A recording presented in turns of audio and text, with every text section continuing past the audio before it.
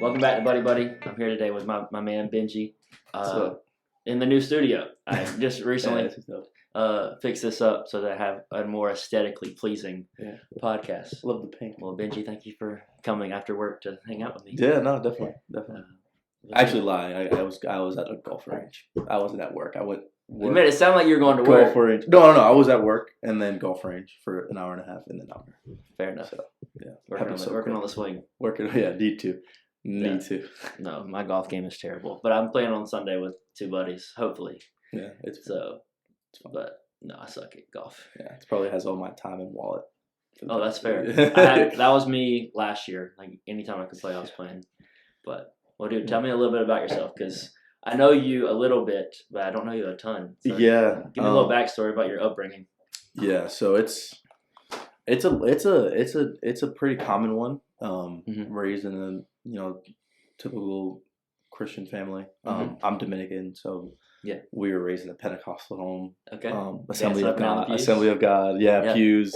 Yeah, and my parents were worship leaders, so I was in church Sunday, Monday, Thursday, Friday, every week. Wow. And, I think that was from before I could remember till like age 11. So it was just usual, like a thing. Then changed churches because of living situation and. So you've lived in SC? That was in New Jersey, yeah. So I was born and raised in New Jersey. Born and raised in Jersey. Born and raised in Jersey. Born in Newark, raised in Trenton. Gotcha. And we moved from, it's called Hamilton, it's in Trenton County, or Mercer County, but it's right next to Trenton. And we went to Baptist, non-denominational kind of church. So it was a complete change from Pentecostal, not disrespecting it, I think it's great, but all that, not to like a, white, only English, everybody's like nice to each other church. And it was like for me, it was an easy change because I was, 12 years old. Yeah. Went to one Sunday school class and had like 3 best friends. So it was awesome. I was there up until I came here to 14, but accepted Christ when I was 13. So a year after I got to that church, there was a youth camp. Yeah. And it was just more like this is real. Like church was always in my life, but it was like okay, this is real. Like it's not just something mythical thing we're thinking about or worshiping to just because we're bored. Like it's a real thing. Yeah. And then a year after that, moved down here, and my whole life, because I was in private school from 7th grade to 9th grade. So the whole I accepted Christ, went to a private Christian school, then I moved and came straight to a 3,000 people, 4,000. I went to Riverside. Okay. 4,000 people public school. Yeah. And I was a new kid, 10th grade, so everybody in 9th grade had their friends, and I was like, okay, here we go. So what brought y'all down here to SC? Just pretty much what everybody from New Jersey is, economic reasons. And my dad moved down here 4 months before we did. Okay. Because my mom had to finish her job or whatever she had going on. And my dad, was looking for a job, and this law firm was like, hey, we need somebody, but we need him now. Yeah. So he moved down here with my mom's cousin's parents. Weird. But that's the kind of Dominican hospital. That's the one thing I love about our ethnicity, our hospitality. Culture. Is that there's people you'll never meet, and then they'll be like, hey, can I have these people you've never met before stay at your house for 4 months, 3 months? Yeah, sure. No worries. But yeah, Dad came here. We started going to Grace in Taylor's Espanol campus, but it was in Taylor's. Got baptized there. Everything was good. And then everything was good. I say I got baptized, but during that time in high school, it was like doing the smoking weed, drinking a bunch of alcohol. The influences of high school. Yeah. You probably get caught in this a bunch. Like it's more like, it's not as bad as what they're doing type of thing. Yeah. But I played baseball, and everybody around me did that, drank and partied. I thankfully had strict parents to where I wasn't allowed to party during high school until my senior year because I pulled the COVID card. But before that, they were like, no, anything past 10 is bad news. Like, you don't need to be out there. Yeah. So I just did it sneakily. Yep. You know, got as far away, I think, possibly from God. Mm-hmm. And then when I thought it couldn't get worse, my mom and my dad went through whatever typical marriage, stuff happens in parents' marriage. And my dad ended up having to go away to Indiana for a long time. And that was, so I just graduated high school. COVID, blah, blah, blah. It didn't really affect me, other than the fact that I couldn't finish my baseball season, which that's tough. made me mad. But started Greenville Tech. First semester went great, all A's, and then November was when my mom found out stuff, and I was like, what the heck? And like, in my eyes, I'm looking at my dad like, you were the one example of a Christian man, and now I'm so confused with everything, because every guy in my mom's family is either an alcoholic or a pastor. So I can't it's one end of the spectrum. It's one end of the spectrum or another. It's you're an alcoholic or you're a pastor. There's no and I had no thought of wanting to be a pastor. I just wanted to be like my dad. Mm-hmm. And so I'm just are you kidding me? You're my hero, bro. What are you doing? Yeah. And I just went ballistic off the walls. First chance I got to go to a party, I went and got hammered. Yeah. And my dad was like, why are you getting drunk? And I was like, you can't tell me what to do. You done lied to me and do that stuff. And my mom was ended up saying you got to do something about yourself. She was the one that was hurt and was like, you need to do something about yourself. Yeah. I was like, maybe I do. Yeah, maybe that's right. So fall, I skipped this part, but fall of 2022 or 2021, can't remember, was my second semester, and I signed up for classes. Everything was great, and then when spring came for those classes that I signed up, I didn't want to do them, but I still went to class, but I just didn't do anything. It was I had no reason to do anything. Mm-hmm. And failed all those classes, put myself in a deep hole. And my mom was like, you really got to figure something out. Yeah, you really got to figure something out. I really had to figure it out after I had to pay for those classes. I withdrew. But it was withdrew, failed. I didn't even withdraw. It was crazy. But my mom was like, yeah, you need to figure out something to do. Talked to my pastor, and he recommended I go to this. It's not a program, it's a Bible school in Costa Rica. Mm-hmm. That he went to when he met his wife, and he was like, yeah, you should go, it's cheap, it's pretty much like a vacation type of thing. Yeah. So I went there and treated it like a vacation. Mm-hmm. And it's it was COVID going on, Costa Rica was really strict on masks and stuff like that, so you didn't leave. It was 15 people and you couldn't leave. It was probably the size of the concourse is the entire the entire school was the size of the concourse at Central. Yeah. And I just saw the same people every day for 4 or 5 months. Yeah. Every single day. We just routinely did the same thing. And I was like, all right, I came here for a vacation. And I was such in a bad mood. If you were to ever, hopefully not, meet any of the people I was with my first semester at Costa Rica, they're the guy's a horrible person. I just didn't care. I just didn't want to be there. Came back. And for some reason, I went back for a second semester. Back to Costa Rica? Yeah. I think it was more because the last week, there was this thing, an activity where we'd be at a bonfire and we'd just pray. And I remember, my dad, not his voice, but, just the image of my dad just repeatedly in my head. Mm-hmm. And I, in my head, I gotta forgive the guy. He genuinely thinks I hate him. The last thing I told him was I wanted nothing to do with him. Yeah. And he genuinely thinks I hate him, so I gotta tell him I forgive him. Called him the next morning, and we probably, now we're probably the tightest ever. I consider my dad more of a brother now than a brother in Christ now than my dad.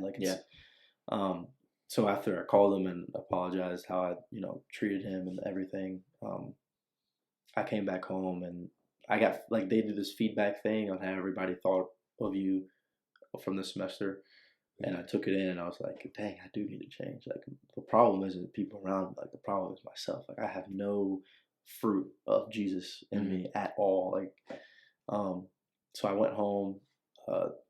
There was this girl from Costa Rica who ended up being my girlfriend the next semester. That we kind of were friends and whatever. So I kind of told her, I was like, hey, I'm thinking about going back. And she was like, me too. And I was like, you know what? Whatever, let's do it. Ended up going back, and they treat second semesters like student teachers. And they're like, okay, well, you guys are the leaders for the next batch of students or whatever. And so they give us like, all right, so you did this wrong, this wrong, this wrong, this wrong, this wrong, and this wrong last semester. But you did do this right, but we want you to do this, this, this, that, and the third. And it was 3 of us that came back, and it was like, theirs was probably like 2 seconds, like, oh, you did this wrong, but you know, whatever, you did this wrong. Then it got to me, and it's like, you talk to people disrespectfully. Like, so you did almost everything wrong. I was like, dude, like, and they were like, but you're really energetic and it brings life to the group. And I was like, well, you just killed that. Like, I don't want to. But I mean, I needed to hear it. Like, I never heard that before anywhere. Like, I always thought I was a nice person, but apparently, which was truthful. I just had no heart. Like, it was just stone. And I would say I don't blame that on the situation with my dad. I'd say I blame that on my response to it, just because now I look back on it and I think I'm an idiot. Like, I think I'm more of an idiot than my dad, even though he did some idiotic things. Yeah. But I think my response to it was immature and everything. Went back, had the time of my life, met some of the best people I've ever met. You know, everything went great. Came back and I was like, this is going to be awesome. While I was in Costa Rica, my mom was still going to Grace. And my dad ended up starting to go to the mill. He ended up bringing his brother, his family. But my mom transitioned into the mill. And they were like, hey, we found a new church. And I'm like, bro, everything's going great. I'm about to go back to my old church. And now I have to do another change. Went to the mill. And I was like, heck no. Absolutely not. I'm not coming to this church. There's 4 million people here. Like, you can tell that. So in my head, I'm like, you can tell the pastor tried way too hard. Like, the first person that ever talked to me was Jared. And yeah, Jared McNeely. Jared McNeely. I was like, you're trying too hard. Like, I could tell what you're doing. Like, Jared was the reason I got my foot in the door at the mill. Yeah. But a little different. It was more, I wanted to get more involved in children's ministry. And so I reached out to Jarrett because him and Jarrett used to do youth ministry before he does what he does now at the mill. And he did a lot of work with my dad because my dad was a youth pastor. And so I reached out to Jarrett to get in touch with Nate Brown at the time to get involved in the children's ministry at the mill. And so Jarrett's part of the reason why I'm there. Jarrett, now I look at it and I'm like, the guy, I think I thought I was thinking too much into it. Like, this guy is just trying to get a paycheck, or this guy is just trying to get another member under his belt or something like that, whatever, which is, stupid. But that's the idiotic me I was months ago.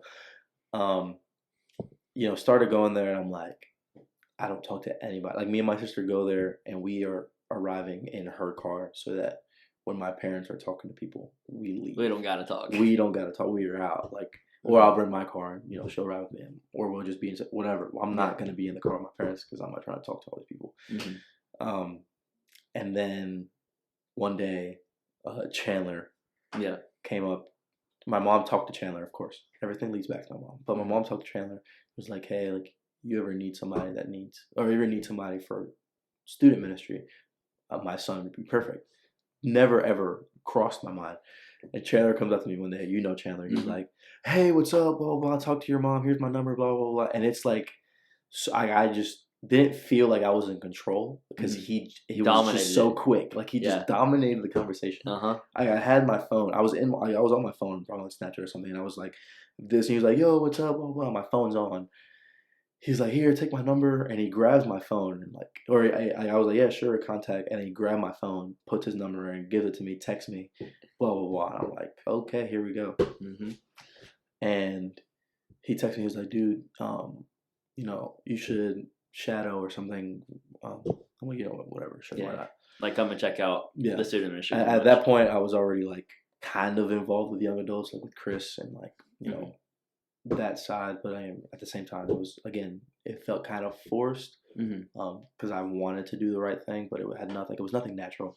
Yeah, and I really loved the way they did a large group on a Sunday, and I was like, this is interesting. I really like this. I think it was Will Bush. I don't know if you know Will. I don't think I know Will. I might recognize him. He's a high schooler. He plays basketball at Dorman, and I myself, I never played basketball basketball, but in New Jersey, all we did was play basketball.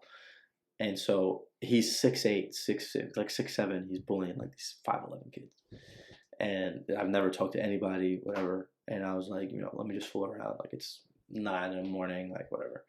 Get the basketball, and I just start having fun with them. And I was like, this is fun. Like I'm actually having fun, like being around students and like seeing the different ways that God works in people, whether they're forced to go to Sunday school or they really just want to be there and their parents aren't even at church. They just value this so much that they are willing to go out of their way or walk even. Like I know kids that walk to the mill.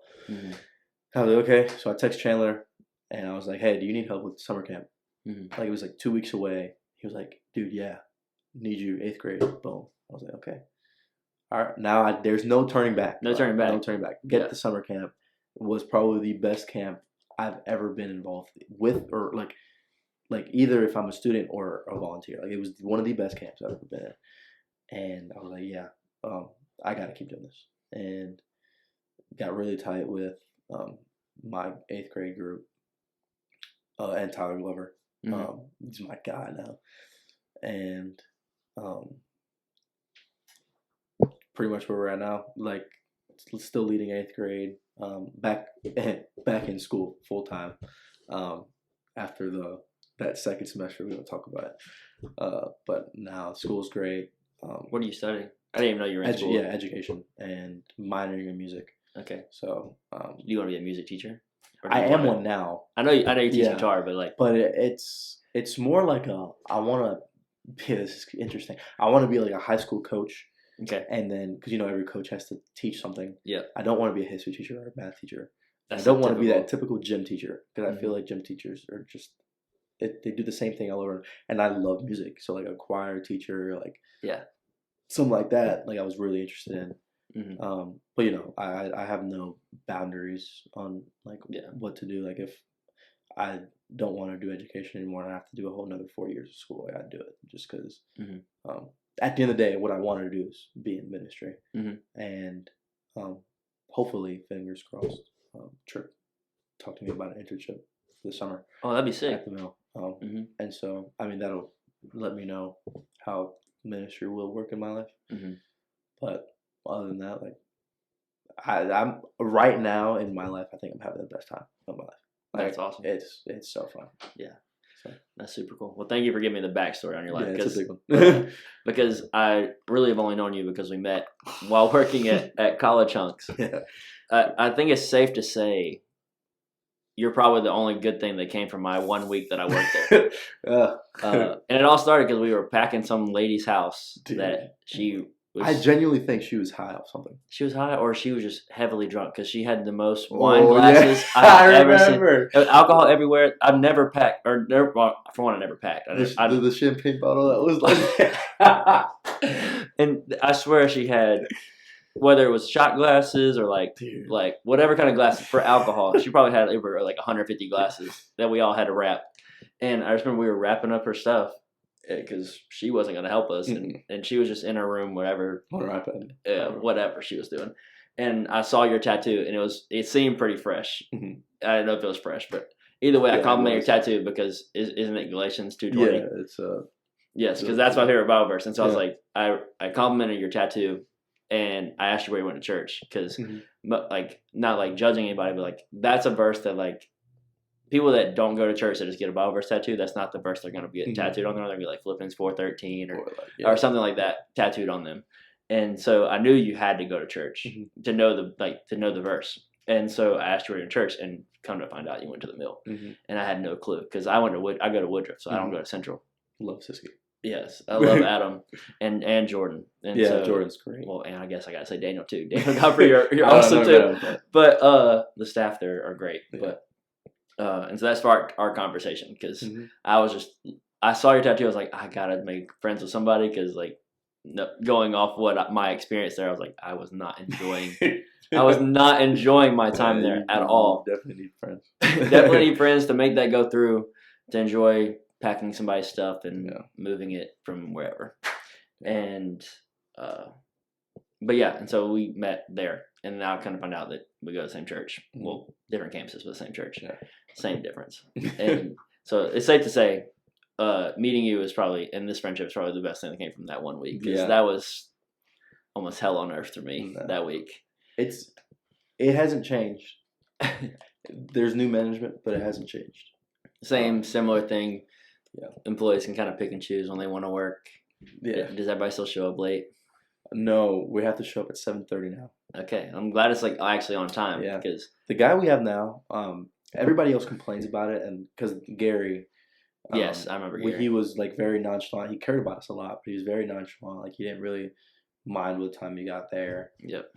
He made sure you were good though, but he didn't really mind when the time you got there, and everybody got so used to that. Mm-hmm. And the guy now is like he texts you the night before. He's like, "You're coming in tomorrow, confirm." And I'm like, "All right." He's like 10-4. Like he's a military guy. Like yeah.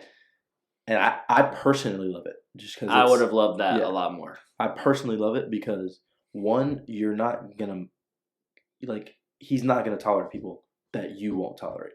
Mm-hmm. Like for instance, your experience. He's not gonna. He doesn't even know about that. Some stuff. But if he found out, that guy's going. Yeah. But the guy he's great.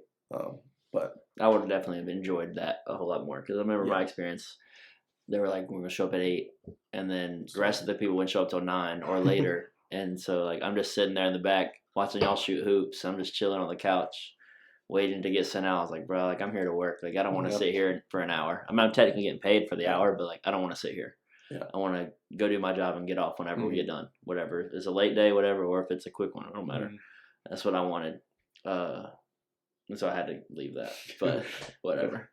But I got to meet you through it, so it was great. So the reason I even do this podcast is for stuff like this, is to build friendships, to teach people, or not teach, but encourage people that community is important. Mm-hmm. So who is somebody in your life currently that you feel like has a big influence on your life? This is your chance to compliment somebody. I genuinely can't say one. There's two. Yeah. But you can say both. Really, there's like 5, but I'm gonna say 2 because the other 3, they encourage me as in confidence in myself because their friendship is just amazing. But 2 people that have elevated my personal relationship with God because of what I see through them in our friendship is Tyler Glover and my best friend Caden Grice. Yeah, me and Caden have been friends since. Interestingly enough, sophomore year, I did not like him at all. Like I looked at him and I thought you were a jag. Like you just didn't want anything to do with you. Senior year, we became really, really good friends, and then after that, it's like ride or die. I was actually golfing with him today.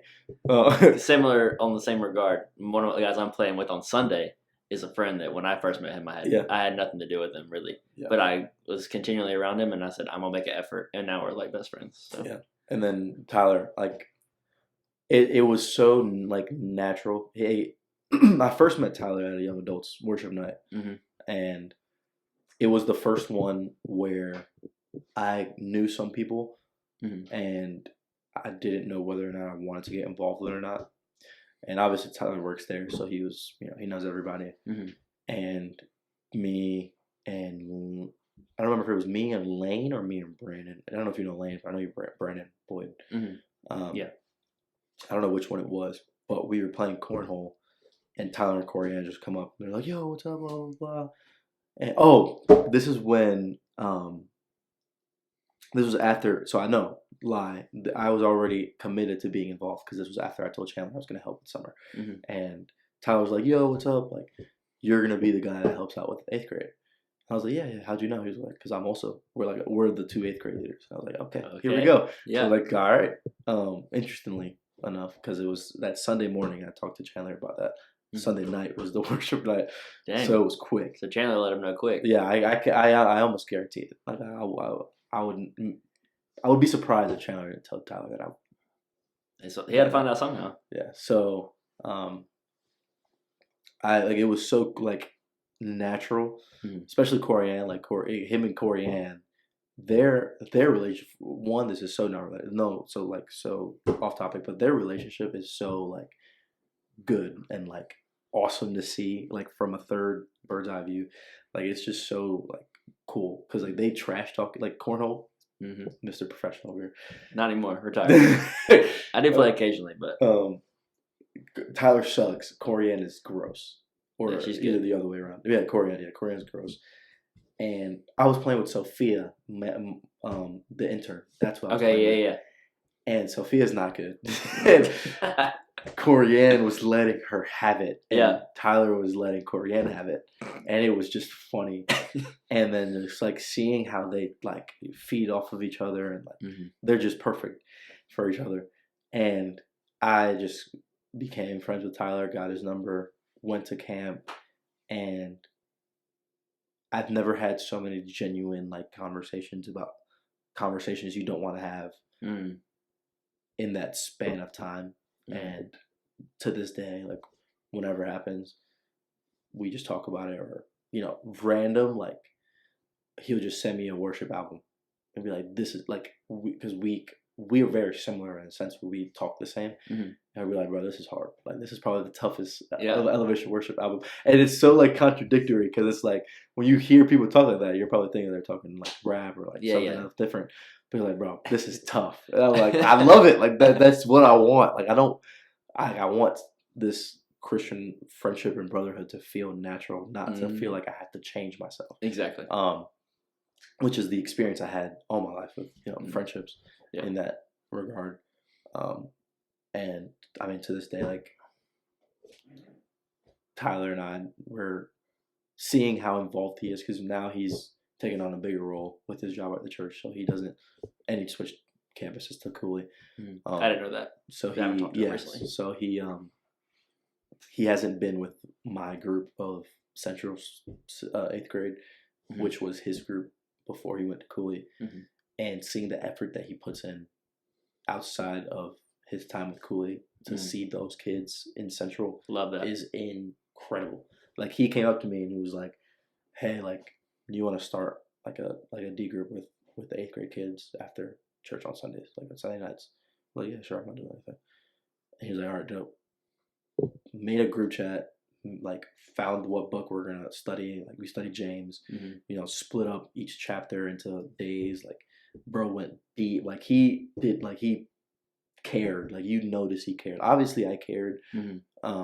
And I'm not gonna say he cared more or less, but you can tell the effort that he wanted to do and that he did. Yeah. And then seeing that is like, this is a guy I want to be a part of my life. Yeah. And then on the contrary with Caden, like Caden is, I mentioned I didn't like him in the beginning. When I first got there, I joined the baseball team. I've played baseball in my life. I had a break where I didn't play baseball because my parents couldn't afford it. And then when I got back to public school and started playing high school ball, I was like, I don't really like this. But I was like, I'll play for my dad. And I met Caden, and he was some hotshot Clemson commit baseball player. And I'm like, all right. And just like, he had the, and I was like, this guy's a douchebag. Like, I judged him immediately. Like, I don't want anything to do with this guy. Yeah. We like argued every day in practice. Like, I remember he was pitching one day, and I was playing second, and the guy, he hit a grounder second, and I had to make a play. I had to make a really hard play, and it was like bang, bang. He was safe. And Caden like looks at me, he's like, you got to make the play. There were some explicits involved, but he's like, you got to make the play. I was like, who are you talking to? And this was like a week after I like joined the team. Like I didn't know anybody on the team. And I was like, who are you talking to? He was like, what do you? And he was like, I was like, I don't care who you are. Like, you are a nobody to me. Like, I do not like you. Like, get away from me. Before that was me. I was a jerk. Like, obviously, today I won't talk to anybody that way. I just ignore him, just laugh it off. But back then, I was like, I will knock you out today. He's 6'7", so I got complete lies. I would not fight the guy. But I was like, I will knock you out. Like, get away from me. Like, back up. Mm-hmm. And our coach, after the practice, was like, that's the kind of energy we need. And started clapping and everything. And I was like, dude, all right. And I was like this close to not wanting to play baseball anymore. And I went down my pothead stage junior year. And like I started not to care about school anymore, and like not depressed. My mom would say I was depressed because I was always in my room and playing games and in the dark. But I didn't think I was depressed. I don't believe that I was depressed. I don't think that I was. I wasn't depressed. But he kind of was like, because I was always energetic. I'm always like, that's my thing. Like, I love, like, I'm always loud.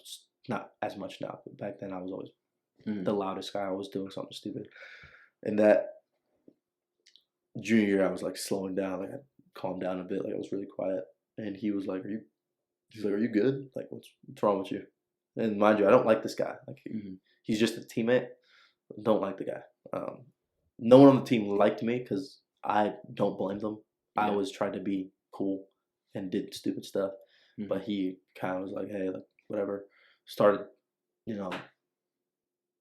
like, hey, you want to hit? Or hey, you want to throw? Or hey, you want to go to Topgolf, or hey, you want to do this, that, whatever. Then we just instantly became close. He went to school in Clemson, did his own thing. Then I went to Costa Rica, did my own thing, and it was always a friendship, and it was nothing like like no Christian values in our friendship. It was always a great friendship to have. Like, if I was always in a fight with somebody, or if I was always getting into some, like, he's already there. Like, Halloween, we went to Charleston Pub for some like sorority thing, and this guy, like, he was drunk, and so I was like, all right, back up. And before I could even say anything to the guy, like, the guy, Kane was already looking at him. He's like, all right, you need to back up. Mind you, this guy is freaking huge, 260, 6'7", like, boom. And he's like, all right. And I was like, all right, so this guy will kill somebody for me. I love that. And I remember we were sitting on a lake, I think it was Lake Huey, and we were sitting off the lake, off in a deck, on a dock, and we were just with like 10 people, and those like people left and did their own thing, and we're just chilling, and it's like dawn, or it's like sunset past, but it's still light. I don't know if you get like what I'm saying, but we're just like chilling, talking, and he's just like start talking to me about God, like, and we've never done this before. Like, it was so out of the blue, and he's just like, dude, like, I need to get better. I was like, me too. I need to get better. Ever since then, like, I think we talk about God pretty much twice a day, like on a random topic, basic. Yeah. Like, he'll be like, for instance, today he was like, yo, God's so funny. Whereas in back then, he'll be like, life is so funny. And it's like little things like that to where now we have such a Christ-centered friendship that came from a secular-centered friendship to where, like, back then, like, I'm not saying we were closer now than we were back then. Like, I don't think like blood can't even make us closer. But the fact that we now have God and Christ in the center of it makes me so happy to this day. To the point where the guy will call me and like be like, what book should I read? Like, what book of the Bible?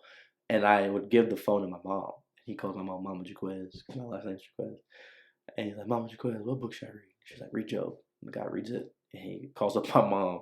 He's like, it was a great book, blah, blah, blah. What should I read now? And, stuff like that. Like, he's in Arizona now. He got drafted, and he's in Arizona now. And he's like doing his devotional. He'll just bring up something that he read. It's just, it's been awesome. And I'd say him and Tyler, like, I feel like I could call them up right now and be like, hey, like, I'm struggling with this, that, and the third. And they'll, like, not necessarily saying you need, in order to be a good friend, you need to drop everything for your friends. I'm not saying that, but I'm saying I would 100% do that to them, and I have so confidence that they will 100% do that to me or for me. And I'd say those two are the people that just... They got a big pull in your life. Yeah. I love Tyler. I got to be his leader when I was still at Central before I moved to Woodruff for 1 year. I helped lead his small group, but it was like off campus at Rich Robinson, an older gentleman, helps lead youth still. Yeah. At his house. Me and Rich led their group. Well, and what's his name? Will. He's trying to be a pastor. Schuler? No, it's not Will Schuler. Okay. But his name's Will, and he was like going to school to be a pastor. I can't think of his last name. I feel bad, but whatever. He preached at Woodruff one week, like not terribly long ago. Okay. I don't know. I can't think of his last name. But yeah, so I got to be Tyler's leader for a year. So it's a little connection to y'all's deep relationship. Me and Tyler aren't that close, but I mean, we're cool, but we're not like that. But so why do you think, like, the reason I even have this podcast is to build my community? Obviously, not everybody's in. You have those two people that are like, you can't break those two. Like, those two are like your close people. And obviously, you said you have 5 people that are in your circle. And I have those people in my life, but I think community is huge and is a strong importance, especially in a man's life. I think girls have it easier to make friends because they will compliment each other. They'll just approach each other like with confidence. And guys don't do that because we play hard. We play like we can handle our life on our own. And if you're in our life, cool. Like we play a sport together. And then eventually friendships happen. They get deep, like you and Caden or you and Tyler. But why do you feel like community is important especially for a man? That I learned that in Costa Rica. Actually, I mentioned 14, 20 people in the same building you see every single day. You have no choice but to build a community. And I realized because of the change in myself between my first semester and second semester and the effect that it had on full group, that community in my life is number 2 or number 1. Like, it's just ridiculously important because you don't, like, if we had to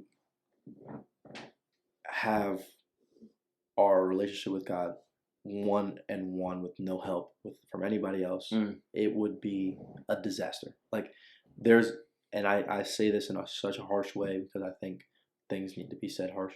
We are like horrible things. Like, we are just not deserving of anything at all. And I think if we just continue to seek if we continue to seek Christ on our own with no like guide, as in not saying that our guide, like our one guide is Jesus, but like we can easily like be steered off without even knowing, and or we'll make Jesus in our own, like we'll wrap Jesus around how we want him to be. Like Jesus would be okay with this, or would form God the way in our own head, because you said we're so broken and skewed that without community, we try to make ourselves seem like the righteous one.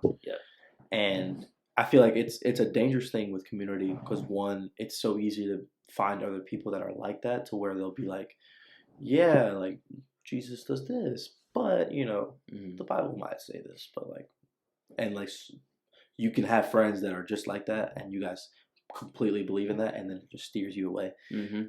But having like, you know, not the closest people, but like having a full community like at the mill, like especially with DJ, like, and especially with DJ Siski and Chandler, to me are the best 3 pastors I've ever seen in my entire life, like preaching wise, and Jordan. And it's just like, it's so Christ centered that it's impossible to be steered away. And if you like, and I'm not necessarily saying that there's no other church like that, but in my life, like I've never been a part of something like that ever. Like, there was always one thing that I was iffy about, and now there are things that I'm iffy about, and I'm okay with being iffy about. Whereas back then I was like, all right, I'm out. All right, let me not. And then, or it's like, okay, I need to figure this out, or like, God's not real. Or it's like, when I was in my stoner stage, I still believed in God, but it was like, I remember I was high once, and I was with one of my friends from high school. He was like, "Do you think we're in a simulation or something?" And I was like, "You know, what if God is playing us like puppets or something?" Like, it's like stupid stuff like that. And then I would be the idiot that I actually think about that, and I'd be like, maybe God's not real. And I just start thinking, whereas in like, it's stupid stuff like, how did God make the world in 6 days and rested on 7? Like, was it 24-hour days? Now it's like, all right, like, I don't care. Like, I don't care whether he made it in 6 24-hour days or 6, like, however long the days would be in heaven. Like, I have the 3 foundations that I need: that he died, he resurrected, and he's my savior, and that he's the creator. And like, that's all I need. Other than that, like, it's like, if I believe those three things, everything falls in place. And I think now that's why the community that I'm a part of sees that as well. And it's just leading me to one spot. And I feel like if you don't have a community with you, you could easily fall out of line because there's no one keeping you accountable. There's no one, like, there's one thing I love to hear from people is when they figure stuff out. Yeah. So me being a music teacher and teaching guitar, like when one of my students are like, light bulb, that makes sense. That gives me like, oh, that's dope. Because I remember myself when I did that. And so when one of my students are like, this passage in the Bible makes so much sense because blah, blah, blah. Or when I hear, like in my small group, I'm in Alex Gore's small group, and we're talking about something, and, you know, we come together and we're speaking together with our own opinions, and we come down and, you know, whether or not we finish with an answer or not, like we all together are trying to do one goal, and that's just to do God's will, or to let His will be done.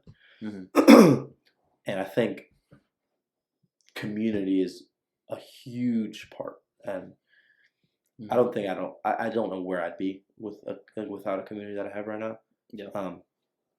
I'd put Tyler and Caden and Sophia, Brandon, Quay Metters, Chandler, Tripp, Kaysen, Atkinson. Like I'd put all of them in that community, just because, you know, some of them I don't talk to as much as the others, and others I talk to every single day.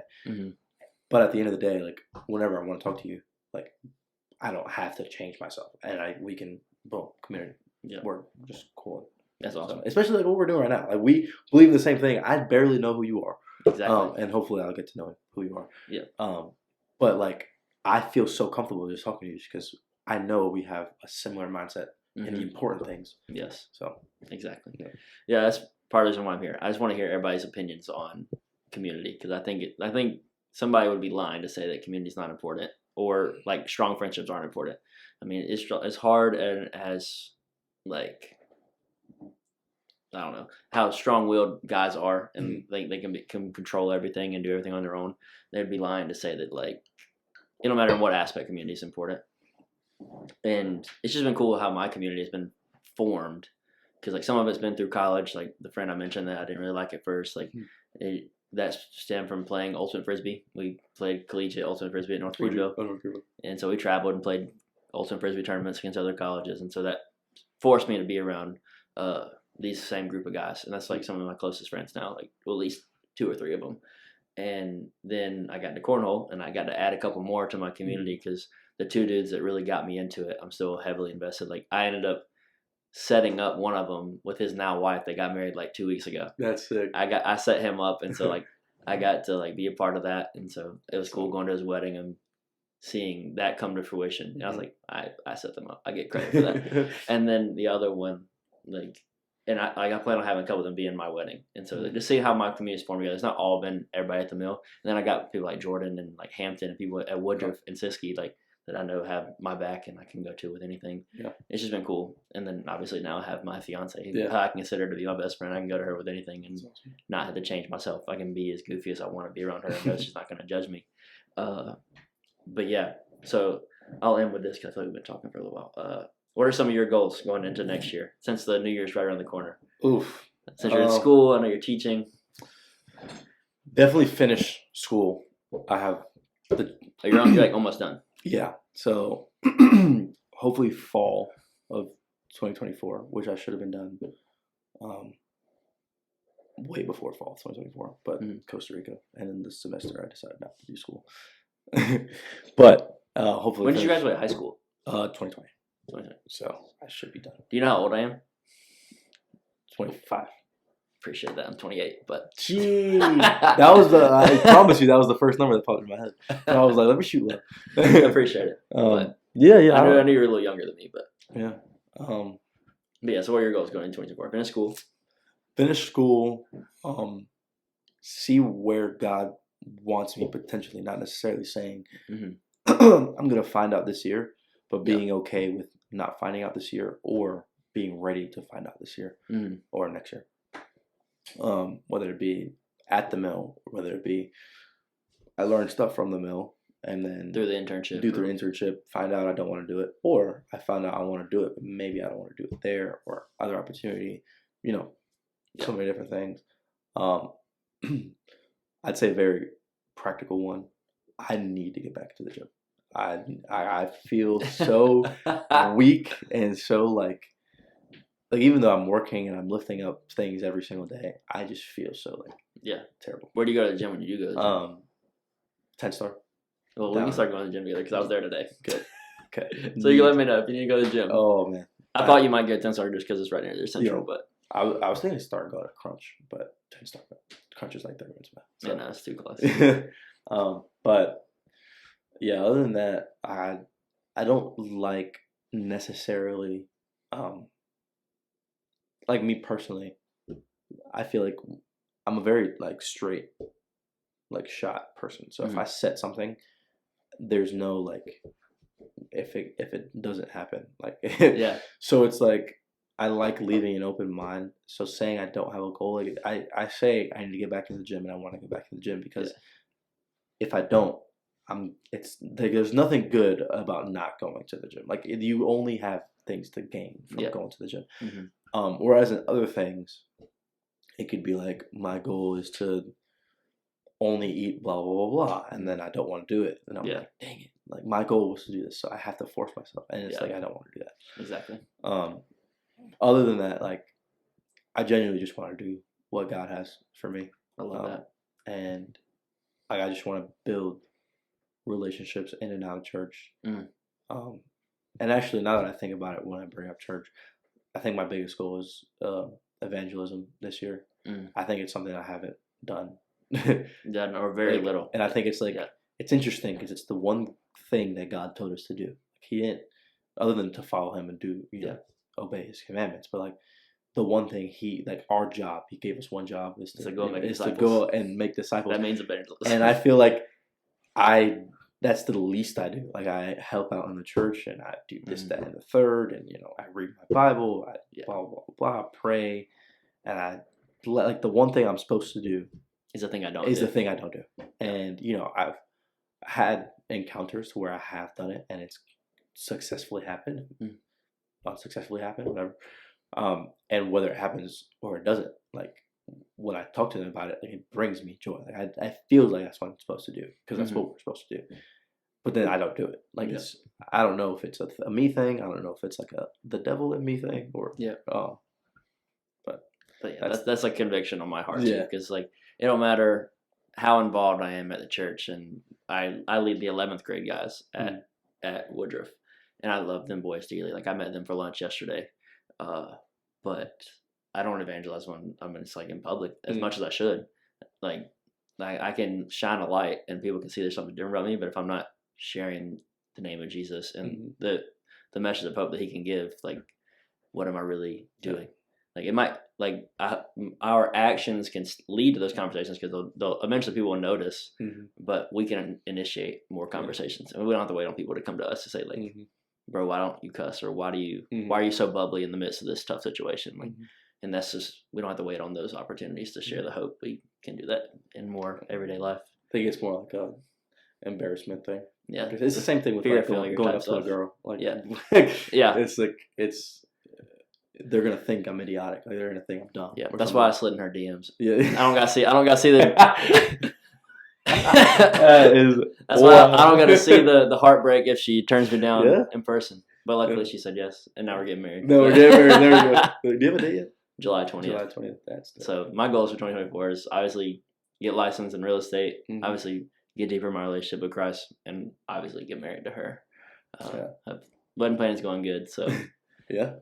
I feel like we're at a pretty good pace. I don't feel like we're behind. You have a venue yet? Venue, we already got photographer. She's going to look at dresses tomorrow. My sister's getting married tomorrow. Tomorrow's great. Next month, February. So early February, so basically. Yeah, guest list is pretty much done. There can be some tweaks, and then we've ordered save the dates and stuff. But I feel like we're at a pretty good spot right now. Yeah. That's dope. Wedding parties for the most part set. Hers is set. Mine's still kind of up in the air, but that's usually how it goes. Yeah, because she's got too many people. I gotta figure out who I can ask that would be warranted that I ask them. But either way, well, Benji, thank you for coming to talk to me tonight. Thank you for being my first guest in the new studio. Lovely. Yeah. It had to be a little different. It couldn't just be basic. It's my favorite color, actually. Genuinely. Well, that's good. But yeah, well, thank you for coming.